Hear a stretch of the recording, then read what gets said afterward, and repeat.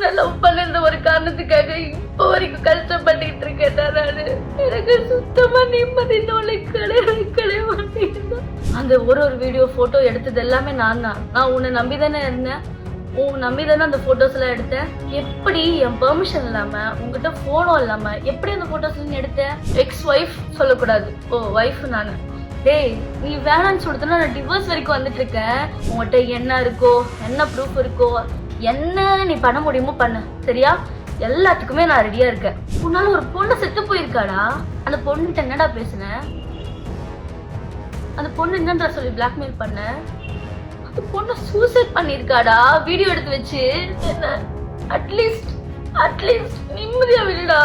மீடியால இந்த இன்டர்வியூ எல்லாம் எடுக்கிறீங்க தெரியுமா, அவங்ககிட்ட நான் தயவு செஞ்சு கேட்குறேன். தயவு செஞ்சு அவன் ஒரு ஆளுன்னு சொல்லிட்டு உட்கார வச்சு இன்டர்வியூ எடுத்துட்டு இருக்காதீங்க. 10 பைசாக்கு பிரோஜனம் கிடையாது. உங்களுக்கு வியூஸ் வேணும், இல்லை கண்டென்ட் வேணும், கொஞ்ச நாளைக்கு நீங்கள் போடணும் அப்படின்னு சொல்லிட்டு இந்த மாதிரி தப்பான ஒரு விஷயத்த, கேவலமான ஒரு ஜென்மத்தை நீங்கள் என்கரேஜ் பண்ணாதீங்க. எங்கேருந்து ஸ்டார்ட் பண்ணுறதுனே சுத்தமாக தெரியல. ஃபுல்லாக அவ்வளோ கோவம், அவ்வளோ வலிக்குது, பைத்தியம் பிடிச்ச மாதிரி இருக்கு.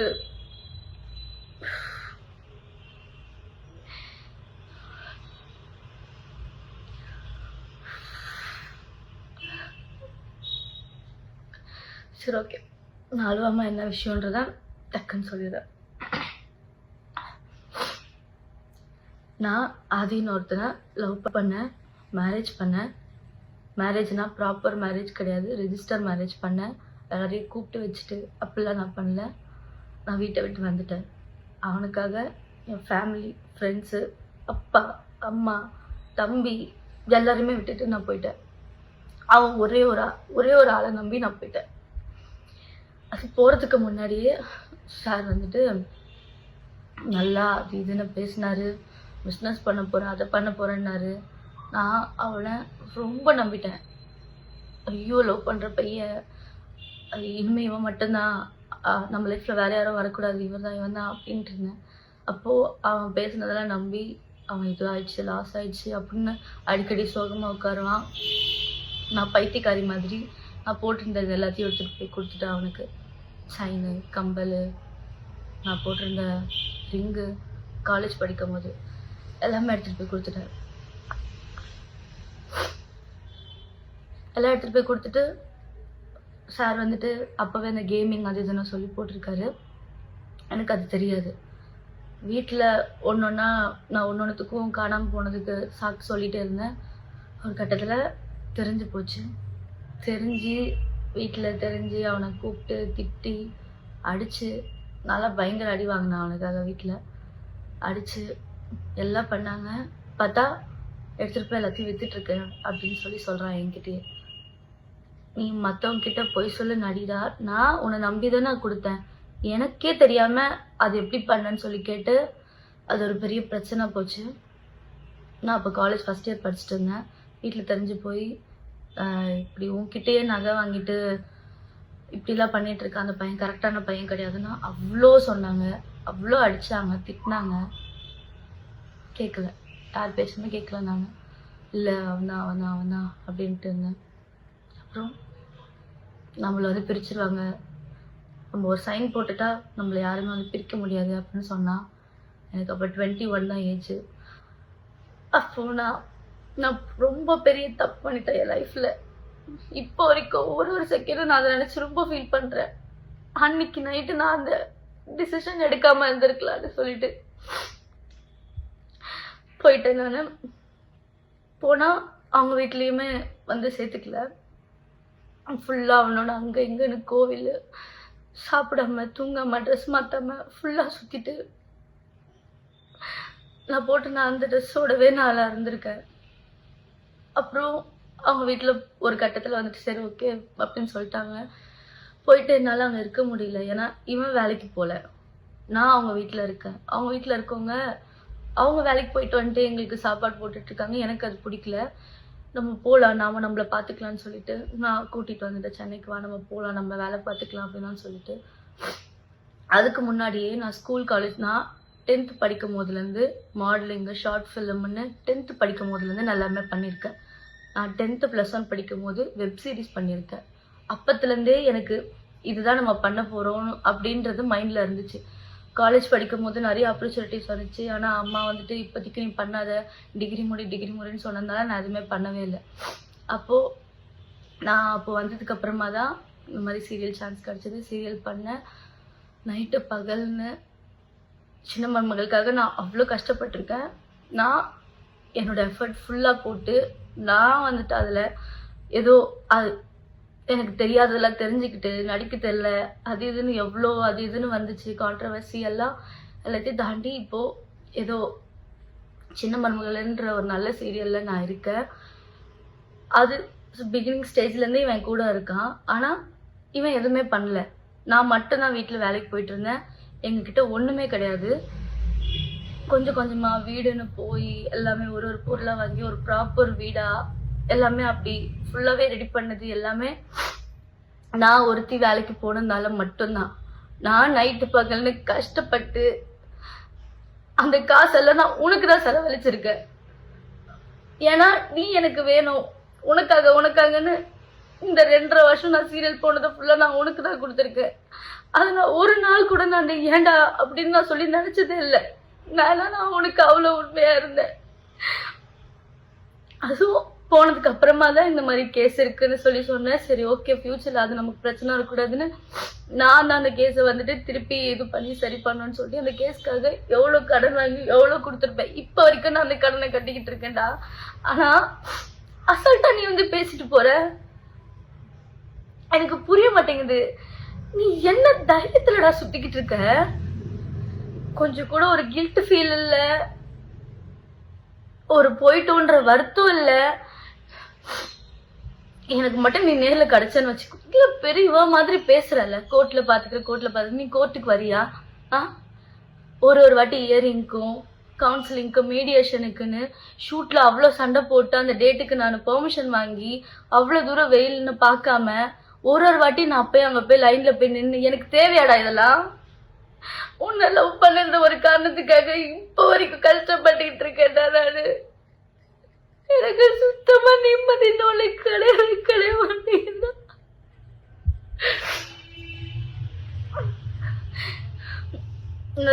நான் வந்துட்டு குழந்தை சாக்லேட் கொடுத்து என்னை சமாதானப்படுத்துறீங்க வீடியோ போட்டு. என் பெர்மிஷன் இல்லாமல் எப்படா நீ போடுவேன்? அந்த ஒரு வீடியோ ஃபோட்டோ எடுத்தது எல்லாமே நான் தான். நான் உன்னை நம்பி தானே இருந்தேன், நம்பி தானே அந்த ஃபோட்டோஸ் எல்லாம் எடுத்தேன்.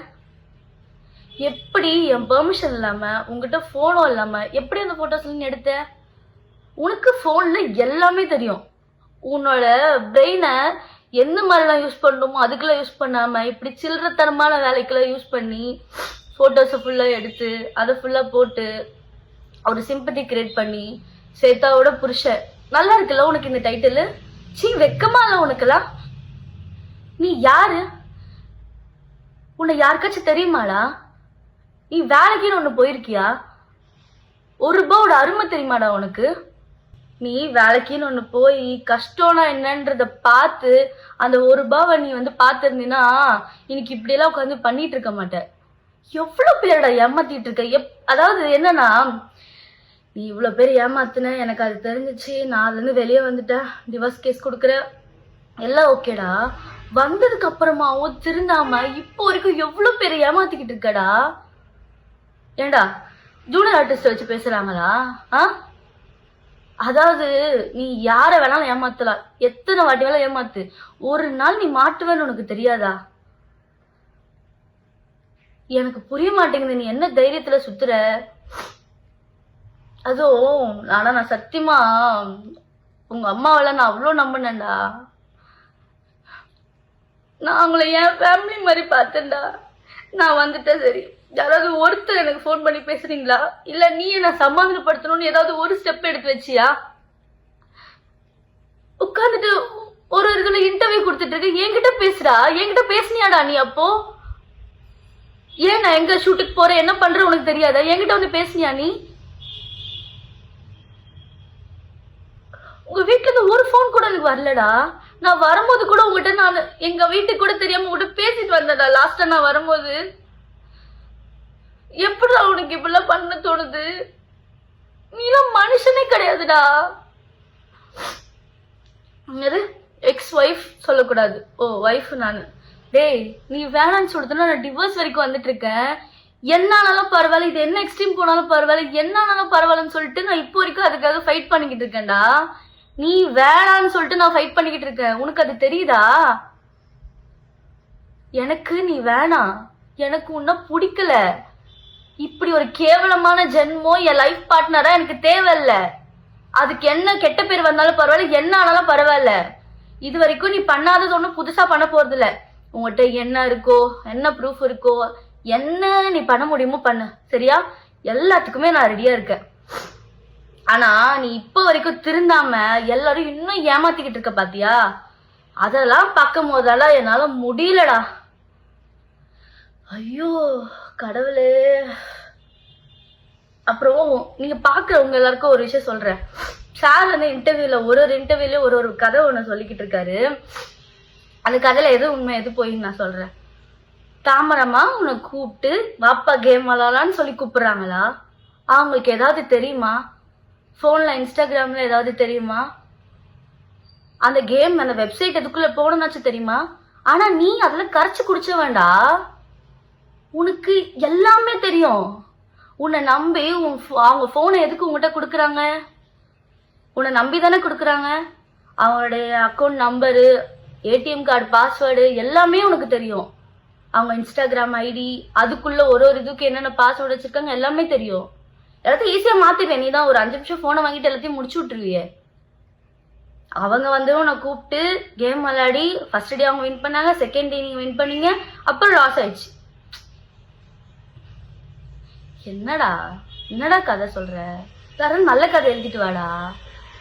ஏண்டா நீ ஒருத்தர் சொல்லாம அவங்களுக்கு தெரியாதுடா எதுவுமே. எனக்கு தெரியும். நான் அவங்க கிட்ட சொல்லியிருக்கேன். இந்த விஷயம் உனக்கு கூட தெரியாது. நான் அவங்க கிட்ட சொல்லியிருக்கேன், முன்னாடியே சொல்லியிருக்கேன். இவன் முன்னாடி அந்த மாதிரி கேம் விளையாடிட்டு இருந்திருக்காமா, அது எனக்கு ஒரு வாட்டி தெரிஞ்சு நான் சண்டை போட்டு அன்னில அதுக்குள்ள போகவே கூடாதுன்னு சொல்லி நான் சொல்லியிருக்கேமா அப்படின்னு நான் அதை பத்தி சொல்லியிருக்கேன். கோவா போனப்போ அந்த விஷயத்த வந்துட்டு உண்மை போலாமா பாப்பான்னு கேட்டதுக்கு நான் அவங்கள ஸ்டாப் பண்ணேன். அப்படி இருக்கவங்க வாப்பா வாப்பான்னு சொல்லி உன்னை கூப்பிட்டு போய் வாப்பா வாப்பான்னு கேம் விளையாடினாங்களா? ஆதி போதும் ஆதி, ஸ்டாப் பண்றா.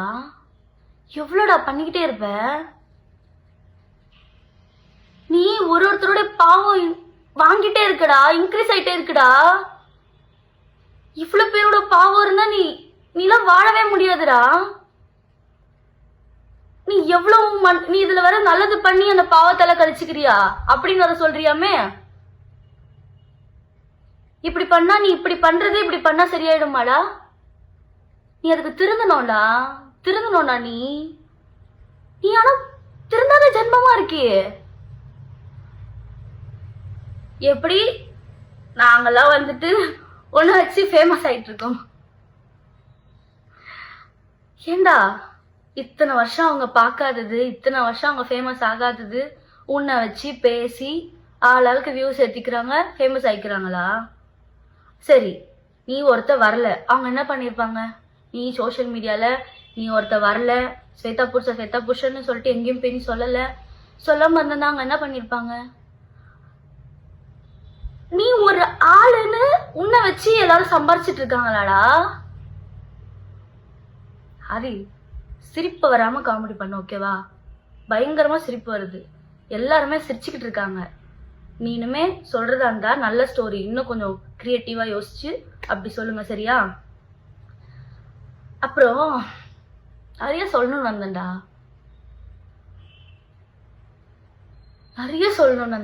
மறந்துட்டேன்டா.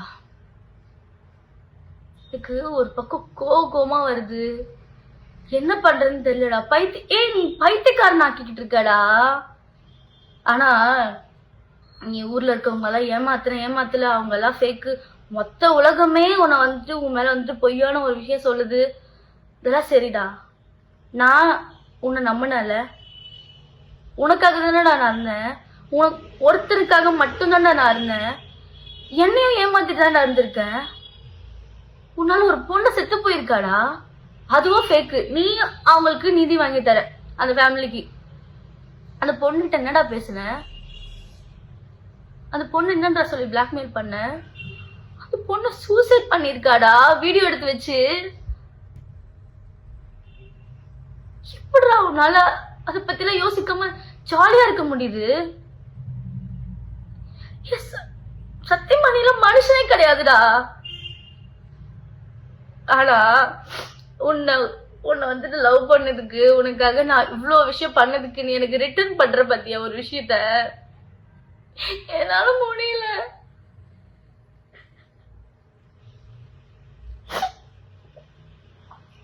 என்னால நிம்மதியா வேலை பார்க்க முடியல. எங்க போனாலும் நிம்மதியா இருக்க முடியலடா.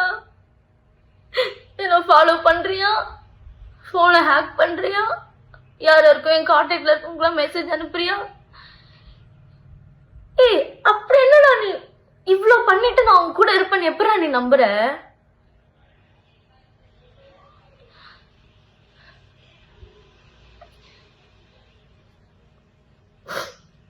என்ன அட்லீஸ்ட் நிம்மதியா விடுடா. இந்த என்ன ஆனாலும் பரவாயில்ல, நான் இதை வேணான்னு டிசைட் பண்ணிட்டு வந்திருக்கேன். நான் உனக்கு குழந்தை கிடையாது. சுத்தி இருக்கவங்க எல்லாரும் சொல்றத சரிங்கன்னு தலையாடிட்டு பண்றதுக்கு. உன் கூட நான் 2 வருஷம் குப்பை கொட்டிருக்கேன்டா. நீ என்ன சுச்சுவேஷனுக்கு என்ன பண்ணுவ ஏது பண்ணுவேன்னு கொஞ்சமாச்சும் எனக்கு தெரியாது? நீ இவ்வளவு போட்டுக்கிட்டு இருக்கிய ஒரு டிராமா, அதுல கொஞ்சமாச்சும் எனக்கு தெரியாதா எது உண்மை எது பொய்யா இருக்கும்னு? என்ன நினைச்சுக்கிட்டு, சரிப்பா நீ சொல்ற மாதிரி பிரில்லியன்ட் தான், நானு ஊர்ல இருக்க கதையெல்லாம் நான் வந்து சொல்றதெல்லாம் நம்பிட்டேன்னா, அதனாலதான் இவ்வளவு நாளா என்ன நீ வந்து முட்டாளாக்கிட்டு இருந்திருக்க. ஆனா உங்ககிட்ட கெஞ்சி கேட்கிறேன்டா, தயவு செஞ்சு நிம்மதியா விடுற. என்ன இப்படி டார்ச்சர் பண்ணாதடா. நான் எதனா பண்ணணும்னு எனக்கு பயமா இருக்குடா. நீ ஒரு மாதிரி என்ன பண்ற தெரியுமா? சைக்கோ மாதிரி பண்ற நீ. சிரிச்சுக்கிட்டே ஒரு சைக்கோ பண்ணுவான் தெரியுமா பண்ண வேண்டிய விஷயத்துல, அந்த மாதிரி பண்றடா. நீ பண்ற பாவம் வீட்டுல இருக்கவங்களுக்கும் போகும்டா. ஆனா எல்லாரும் சொல்றாங்க, எல்லாருமே சேர்ந்து ஃபேமிலியோட தான் பண்றீங்க எல்லாம் சொல்றாங்க, நானும் பாக்குறேன். ஆனா அவங்களாம் பாவம்டா, அவங்க வீட்டுல இருக்கவங்களும். ஆனா இப்படி உங்க அம்மா தாண்டா உனக்கு எடுத்து வச்சிருக்கா. உங்க அம்மா தாண்டா இப்படி ஒருத்த காலேஜ் படிக்கும் போதோ ஸ்கூல் படிக்கும் போதே ஃப்ராடுத்தனம் பண்றா, இவ்வளவு ஏமாத்திட்டு சுத்திட்டு இருக்கான்னு தெரிஞ்சிருந்ததுன்னா அப்பவே உனக்கு ஏதாவது பண்ணிருக்கணும்டா. உன்னை இவ்வளவு நாள் வந்து சப்போர்ட் பண்ணிட்டு நீ பண்ற தப்புக்குள்ள கூடவே வந்துட்டு இருக்காங்க பாரு. உங்க மீடியால இந்த இன்டர்வியூ எல்லாம் எடுக்கிறீங்க தெரியுமா, அவங்க கிட்ட நான் தயவு செஞ்சு கேக்குறேன், தயவு செஞ்சு அவன் ஒரு ஆளுன்னு சொல்லிட்டு உட்கார வச்சு இன்டர்வியூ எடுத்துட்டு இருக்காதீங்க. 10 பைசாக்கு பிரோஜனம் கிடையாது. உங்களுக்கு வியூஸ் வேணும், இல்லை வந்து கண்டென்ட் வேணும், கொஞ்ச நாளைக்கு நீங்க போடணும் அப்படின்னு சொல்லிட்டு இந்த மாதிரி தப்பான ஒரு விஷயத்த, கேவலமான ஒரு ஜென்மத்தை வந்துட்டு நீங்க வந்து என்கரேஜ் பண்ணாதீங்க. அவருக்கு திருந்த மாட்டான், அவன் இப்படியேதான் இதுவே கண்டினியூ பண்ணிக்கிட்டு இருப்பான். ஆனா நீ பண்ற எல்லாம், நீ யாரை ஏமாத்தலாம், போலீஸ் ஸ்டேஷன்ல இருக்கவங்களை ஏமாத்தலாம், கோர்ட்டை ஏமாத்தலாம். கோர்ட் வந்துட்டு லா அண்ட் ஆர்டர் தான் நீ சார் மதிப்பீங்கல்ல? எப்படி சார் நீங்க லா அண்ட் ஆர்டர்லாம் மதிப்பீங்க? ஃபர்ஸ்ட் நீங்க கோர்ட்டுக்குன்னு ஒன்று போகணும். உங்க கேஸ்கா இருந்தாலும் சரி, இல்லை உங்க ஒய்ஃபோட கேஸ்கா இருந்தாலும் சரி, நீங்க கோர்ட்டுக்கு போய் அட்டென்ட் பண்ணணும். ஏதோ ஒரு ஊர்ல போய் மறைஞ்சு போய் உட்காந்துக்கிட்டு நம்பரை மாத்திட்டு ஒய்ஃபைல உட்காந்து பேசிட்டு இருக்க கூடாது, சரியா? ஃபர்ஸ்ட் நீங்க எல்லாத்தையும் ஃபேஸ் பண்ணுறதுக்கு ரெடியா இருந்தீங்கன்னா ஃபேஸ் பண்ணணும். உட்காந்து இந்த மாதிரி இன்டர்வியூல உட்காந்து ஃபேஸ் பண்ணிட்டு இருக்க கூடாது, நேர்ல வந்து ஃபேஸ் பண்ணணும், புரியுதா? சி, எனக்கு அசிங்கமா இருக்குடா. உன்னதான் இவ்வளவு நாளா நான் லவ் பண்ணிட்டு இருந்தேன் நான் நினைக்கும் போது.